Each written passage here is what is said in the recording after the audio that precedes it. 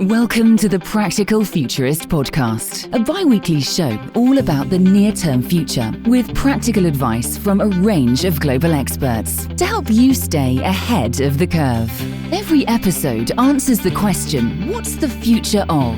With voices and opinions that need to be heard.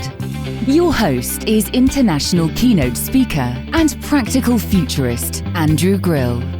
Welcome to episode 9 of the Practical Futurist podcast. My guest today is James Varga, who founded the ID Co in 2011 with a mission to create convenience allowing consumers to sign up to new products and services in seconds. He is active in a number of local and global efforts to help people do more online, including the Fintech Delivery Panel, the Open Banking Excellence, where he is co-founder, and Trust in Digital Life. As one of the first to call for open banking in the UK, James has a wealth of experience in this space. Having previously built a personal finance management and aggregation service, he has a unique perspective that highlights the importance of customer convenience in the overall success and adoption of open banking.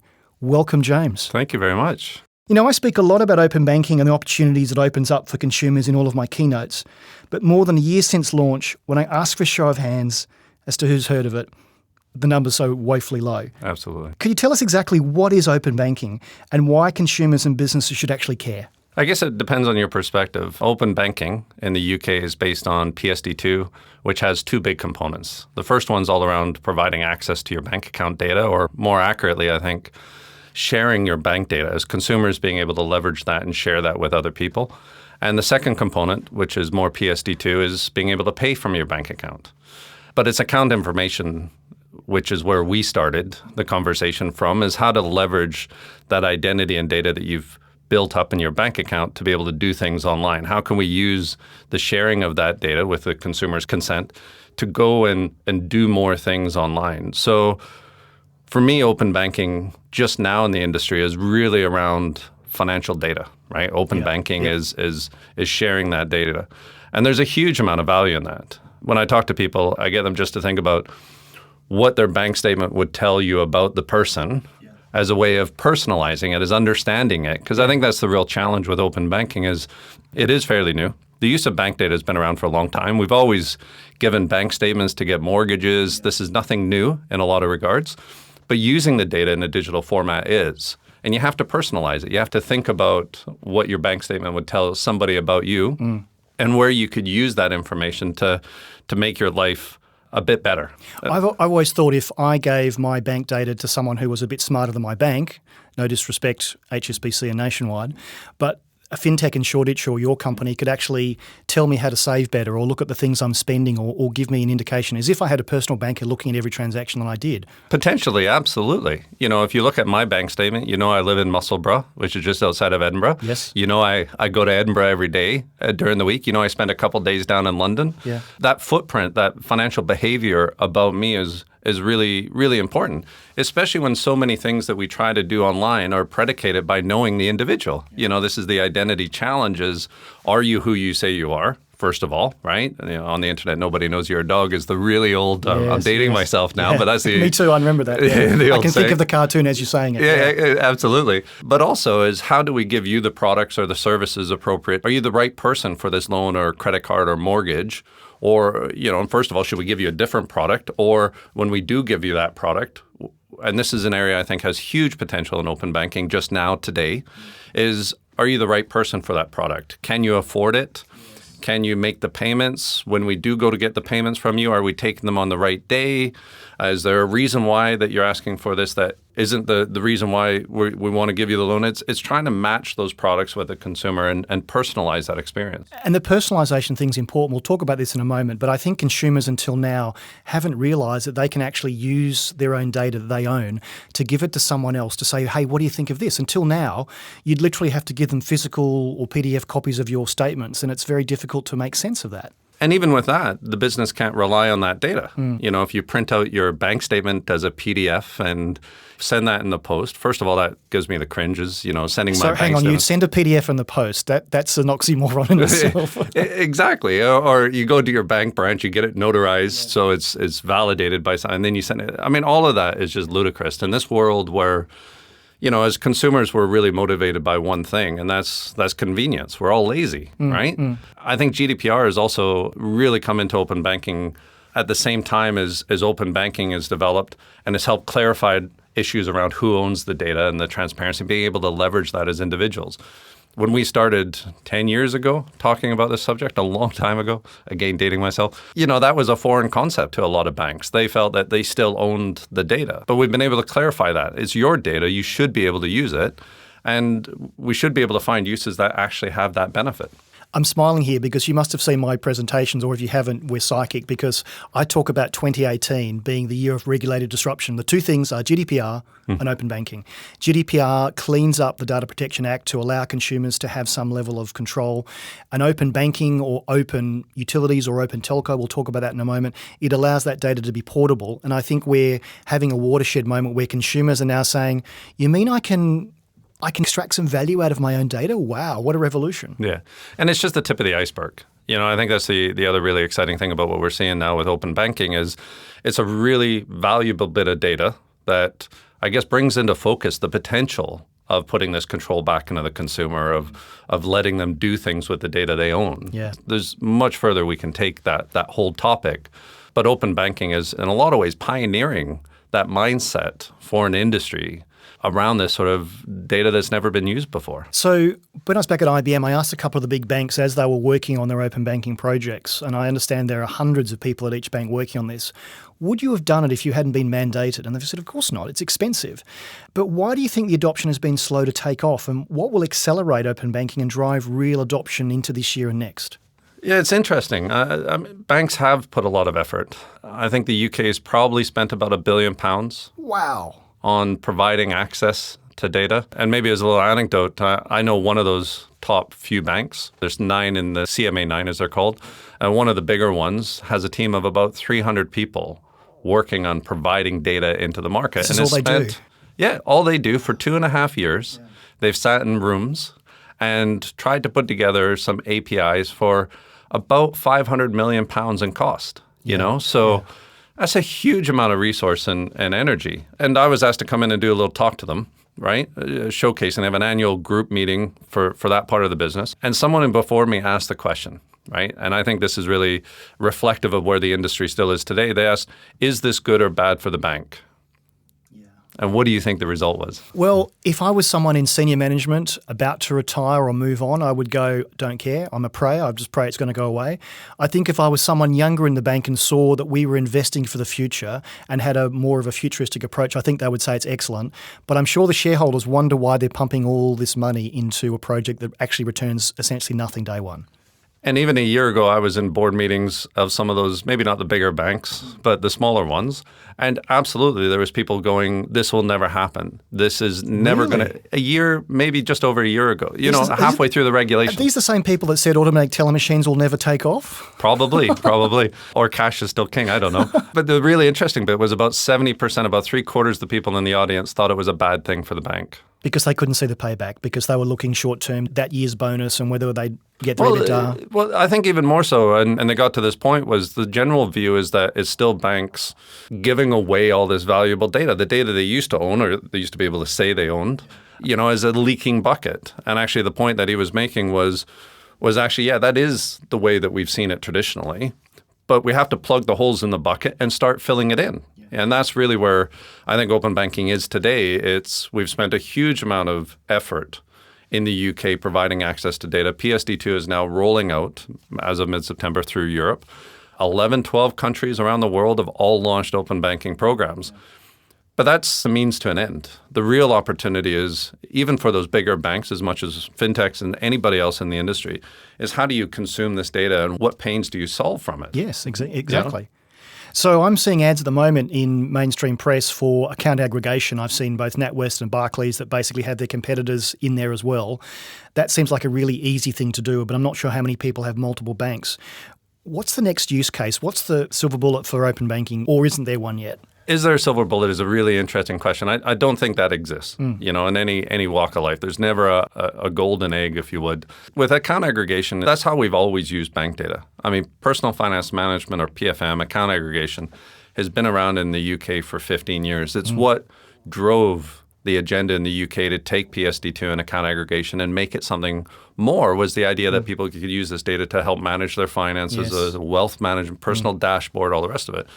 I think there's a real challenge in that. And even looking at some of the US examples like Mint.com, and even the adoption rates in some of the Lloyd's money managers, the Monzos of the world or whatever, is where's the value to the consumer? And I think a lot of those apps still miss that. I don't know about you. I don't actively manage my finances. And I don't think most people do. But I would pay for an AI device to do it for me and tell me what I should be doing. I mean, that's the value, I think, sort of set and forget. Tell me what I should be doing differently. Absolutely. I agree with that. But the idea that people are going to log into an app, manage their money every day to kind of control how much they spend on Starbucks or versus Costa. Account aggregation is used to gather some more information, but it's the conversational banking, it's the predictive insights around wealth and investment and stuff. There's more interest there, but that's predicated on the fact that consumers are really lazy, right? You've said it yourself. You don't want to go and do something. You want it to do it for you. And I think that's the root of where the successful use cases that we see in open banking and bank data. One of the things that we focus on, or as a sector that we focus on today, is customer onboarding. Right.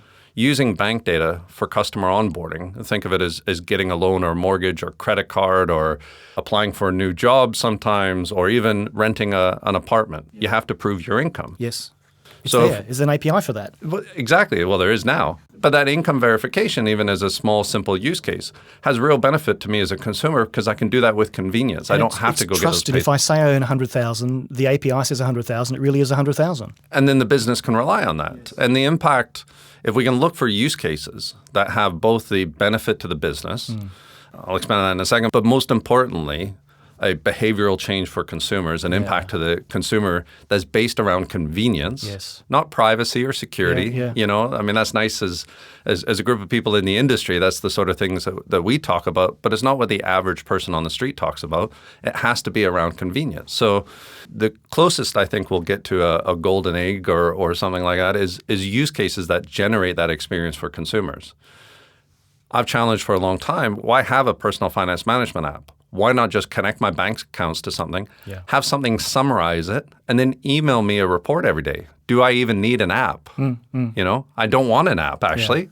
I just want the answers. I think maybe I talk about digital agents more broadly in managing our minutiae of life because our phone knows everything. But I can see a time where rather than me having to look at the statement and say I should be putting some money there, I trust my AI to do it for me. As if I had a personal banker who just did nothing else but sat there all day and looked at my money management. I think that when they see the benefit and they go, oh, I've got another £100 in the account that I didn't have yesterday because the AI's gone and invested in the short-term money market. I just thought of an idea then. When the government here said it's going to cost you 5p for a plastic bag, guess what? People, including me, brought their bags in because they didn't want to pay even 5 pence, and they've removed something like 80 billion bags. So I think it is a real change in consumer behaviour. But because it's about money, show me that I can make more money or save more money by something doing it for me, and the set and forget. I mean, you're probably like me. You're probably one of your first friends to have a mobile phone. When I got mine probably 20 years ago, it cost me $1,000. I was a student. Everyone said, why have you got one of those? Slowly they saw that I was getting more jobs. I was easier to contact. And slowly my friends said, maybe I should get one. So I think it is like you and I are probably the early adopters, given where you work and where I work. We're trying these new things, and even the Apple Card and those sort of things coming out are challenging the market and the new digital banks. I'm hearing more people say, oh, you've signed up for Monzo or Starling or N26. What's it all about? I think people are experimenting, but they will only stay if they go, I've made some money. Because people are a bit greedy when it comes to money, don't you think? And in the balance there, isn't it? You know, between the sort of convenience and benefit and reward and that behavioral change that you have to go through. We support about 35 customers on the platform. We've maybe worked with 80 to 100 companies over the 10 years. It's been been a long journey. And there is some really exciting ones. And one of the areas I think is a good adaptation of account aggregation is the roundup type propositions. Yeah, yes. Because to your point, that does have that financial reward with the convenience. You set it, you forget about it, and it just does it for you. And the 16 pence that I would have got in change, that all adds up. And then magically you have another 50 quid that month. Wow, that's pretty cool. I'll keep doing that. Absolutely. And whether that's to get the financial benefit or is to feel good, one of the customers we work with sustainably is about rounding up and then giving to charity. Perfect. There's another one that's about rounding up, giving pensions and investments. I like those models because you don't have to actively engage with them. I really struggle with the other end of the scale where really just table stakes is put all your finances in one place. We want to connect this data so that we can understand our customers better. It has nothing for me as a consumer. Yeah. We're motivated to spend money. Most people I know work to spend money. And we don't want the car alone. We want the car, as the saying goes, right? Correct. I mean, that's where as an industry we need to look for these use cases that we can take a first principles approach, go down to the really behavioral challenge, the need of the situation, not even the consumer, but the need of the situation, and then build propositions from that. So who's doing that? I'm going to be a bit harsh on the banks saying they're probably not doing that because they're too busy building the plumbing. Is it the startups in Shoreditch? Is it the startups in New York? Is it your company? Who is out there testing these new use cases and trying them out and saying, now we've got the plumbing for open banking in the sandboxes, we can try these out? Or is it going to be left to the digital first banks to get first to market? It's really difficult. We see a lot of the banks try to innovate around this space, try to understand, but are still hampered either by their own risk aversion or inability to develop things. A conversation I had just yesterday with somebody who works with one of the banks who's taken like 200 people that couldn't actually do anything within the framework of the bank, thrown them in a WeWork and said, go build something, because just being in that environment itself, which is pretty extreme, being that environment itself hampers any sort of lateral thinking, any sort of blue skying about what the problem is. So, and banks also are very bad at using data. They have a huge amount of data, and a lot of them would say that they're really good at data. But actually using that data, even for themselves, even their own data for themselves, if they did or they were good at that, we would have seen a huge shift in the market already. So it's going to be down to the industry. It's going to be down to the fintechs to build propositions that solve some of these pains. But that in itself is a huge challenge. Being a fintech isn't an easy feat, especially as a B2C proposition with the cost of acquiring customers and all the rest of it. It's a huge challenge. B2B, fintech, slightly easier for generating that adoption, but direct to consumer, incredibly, incredibly difficult. So then what you're left with is the ones in the middle, right? Is the Monzos and the Starlings, N26, the Revoluts of the world that have big enough balance sheets that they can afford to build those big things. Yeah. And they're all competing with each other. So it's a lot of, well, they do it, so I'll do it type situation. No different than the banks. Yeah, and everyone's following and everyone's not breaking away. I think Monzo's been doing good at breaking away. One of the best innovations I saw at Monzo was if this, then that. I thought was brilliant. Oh, wow. I didn't know they had integration with that. Wow. Yeah, absolutely. Yeah. If you could script your own stuff, that would be fantastic. But my wife or anybody I know wouldn't be interested in that. They wouldn't even know what if then that is and how to use it. Yeah, absolutely. Yeah. So I'm a big believer that open banking is actually a watershed when it comes to consumer data, that the data has value. The fundamental premise of open banking is the data the bank holds on the customer belongs to the customer, not the bank. Is this the way you see it, and is that what's going to drive the innovation? It's absolutely the way we see it. We've always put the consumer at the middle of this equation, whether that's from an identity point of view and trying to onboard customers, or it's just that data control. I think we've seen time and time again where whether it's Capital One or Visa or whoever it is, the idea that as an industry we can manage this for individuals is fundamentally flawed. People do too many different things for me to control your data. I just can't do that, And I've been in these conversations where people go, well, we need better governance and regulation and security services, authentication, whatever. It's not that at all. There's just no way to manage this for the population. The only way for us to solve it is to find ways to put consumers at the middle of that. So everything that we do and everything that we believe in is about being consumer-centric. And it's been great to see with the GDPR perspective, our hat on, and having seen open banking grow up from a sort of explicit consent perspective, that it is about the consumer controlling it. There's still a lot of misconceptions around that. I think it's one of the challenges open banking. Yes. I still get asked all the time, so there's a big database that we can go and access all this information. No, you need to engage the consumer. Yeah. That provides a bit of a challenge to these use cases and these fintechs. We have to find reasons to get consumers to connect their bank account. That's to, where the to want convenience. for them to give consent because they realise the value exchange is there. Yeah, and the value exchange is huge. One of our customers is a big consumer lender in the States. We're very fortunate, and they share a lot of data with us and results. They've been using us for about 3 years. They've taken a process that was 7 days down to about 30 seconds. So now consumers can get instant loans, right? Instant decisioning. But the benefit to the business has been about a 45% increase in conversion.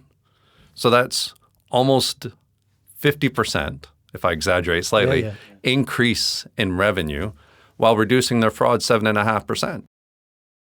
There's a driver there. Someone on the board says we drop fraud by 7.5%. That's billions of pounds or dollars. At that meeting with the bank a couple of months ago, and my joke went, if I could save you 7.5 billion pounds, I could buy a small island and retire in the Bahamas. I mean, there's a huge amount of impact, especially when fraud and risk keeps going up every year. But fraud is not just the financial thing of fraud. It is having to insure against that. So there's a double hit that if you reduce fraud exponentially, you can reduce the exposure to the bank. This is where I hope that open banking will get to. Not only can the data be used on a personal level, credit risk is an obvious low-hanging fruit, especially in this world where in order to get credit, you have to have had credit.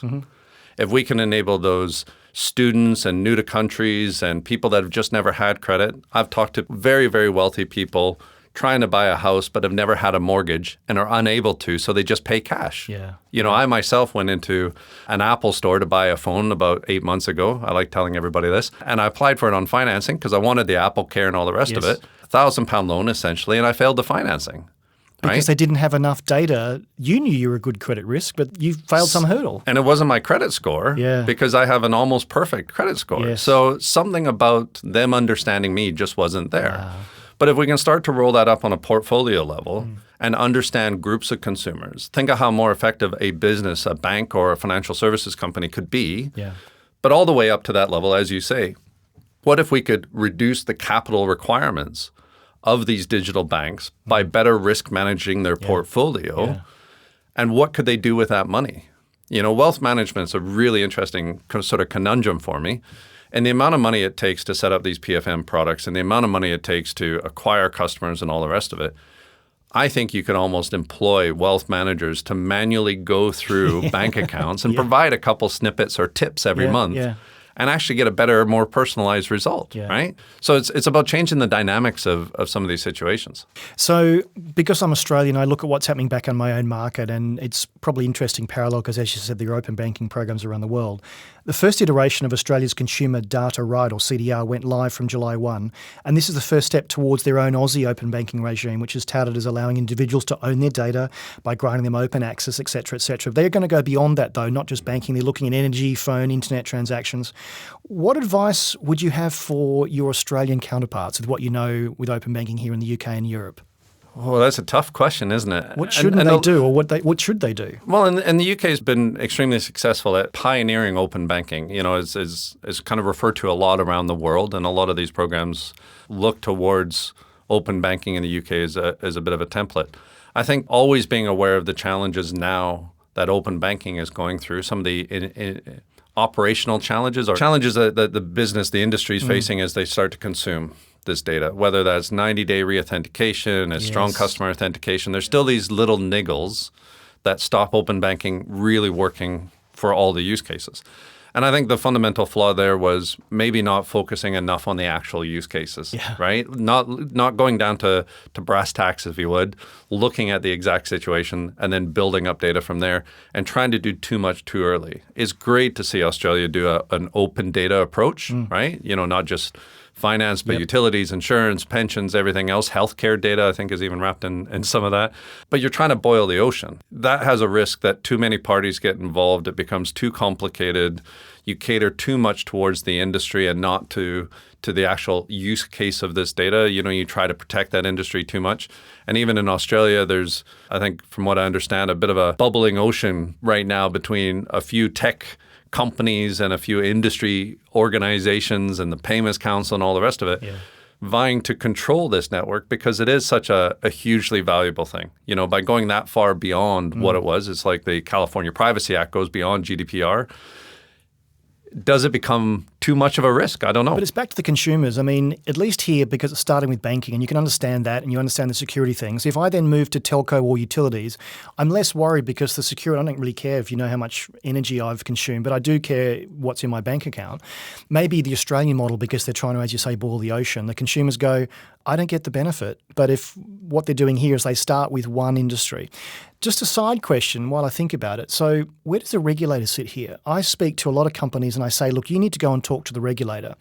And when I get a chance to sit in front of regulators, I say, you need to think like a disruptor and you need to understand why they need to change the laws. Where have you seen the regulator get involved, roll their sleeves up and understand how they need to change legislation? I understand also the sandbox concept. You can actually do things that are illegal to test the market. Absolutely. The FCA has, I think, been on a bit of a journey itself. You know, as this whole fintech movement has started over the last few years, as this disruption, as big data, as machine learning, and let's not refer to AI or blockchain or anything else. But you said the B word. No, it's a whole rabbit warren. No. But I think they've realized that they've lived in a world where regulation has always followed the use case, and now they're trying to understand the use case, or they're trying to get up to speed. The sandbox has been brilliant. The innovation team within the FCA has been great. Even in Fintech Scotland, up in Scotland, the FCA has seconded somebody into that group. Yeah. And Nicola's been great. She's out talking to more of the fintechs. But there's still a chasm of knowledge and awareness that is still not there, you know? And I think, to your point, that's a mindset difference. It's a traditionally risk-adverse, only do what everyone else has always done. It's the same challenge we see in banks themselves and credit risk underwriters or risk managers or whoever it is. They've always done the same thing, and you don't get fired for doing the same thing. What we're asking the industry to do, the banks to do, and everybody else, the regulators, is to do things that they've never done before. And that's extremely scary for these. And do that with other people's money. That's a really risky proposition. Absolutely. Yeah. So this is the Practical Futurist podcast, so I'm going to hold your feet to the fire. What are 3 things our listeners should do next week to understand the opportunities to be realised from open banking? Think about the data, first of all. I mean, for me, I always like to personalize things. If I can understand the benefit or the impact to me as an individual, that's why I used Apple financing of story. I just went and paid cash for it in the end, but I still wanted to pay interest and finance it, right? Yeah. So I think, relate it to yourself, think about the data, and look at how you could use those situations to make an impact and change. It's too easy sometimes to boil the ocean, or it's too easy to think too grand. It doesn't have to be. It can be really simple solutions, like setting up an account aggregation facility that just emailed me a summary of my financial behavior. Like, why do I need to categorize everything? Why do I need to worry about budgets and this and that and the other thing? Is there something that you can use this data for? And most importantly, what is the impact of that? If we can target the convenience behavior, the requirements of consumers, first of all, that's a big tick. People will go through the process. We see as many as 80% of people connect their bank accounts where there's that really clear call to action around convenience. So people will do it. We just have to find the use cases for it. Yeah. And open banking is just data. It's how you use it that counts. So let's start from that point of view. Let's figure out what we can do with the data. So James, how can people find out more about you and your work? You can come along to theidco.com. You can come to Twitter, James Varga, LinkedIn, J Varga. You could just Google for James Varga. And I think I still come up on most of the front page. So, yeah. I've learned a lot today. Hope our listeners have as well. Thank you so much for being on the show. I appreciate it. Thank you for listening to the Practical Futurist podcast. You can find all of our previous shows at futurist.london. And if you like what you've heard on the show, please consider subscribing via your favourite podcast app so you never miss an episode. You can find out more about Andrew and how he helps corporates navigate a disruptive digital world with keynote speeches and C-suite workshops at futurist.london. Until next time, this has been the Practical Futurist podcast.